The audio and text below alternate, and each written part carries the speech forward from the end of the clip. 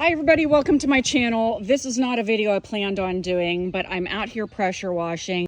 It just seemed like the machine wasn't keeping up. It just was sounding strange. And I went down, I live in the country, I have well water. So I changed the filter because I thought possibly the pressure coming into the machine wasn't high enough.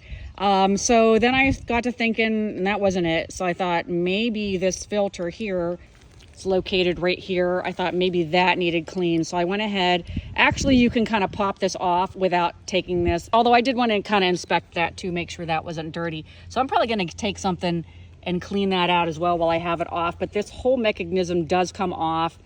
It's connected with this pin. You just put it back together like that. But if your machine is acting strange and the water doesn't sound like it's coming in fast enough, this was really dirty.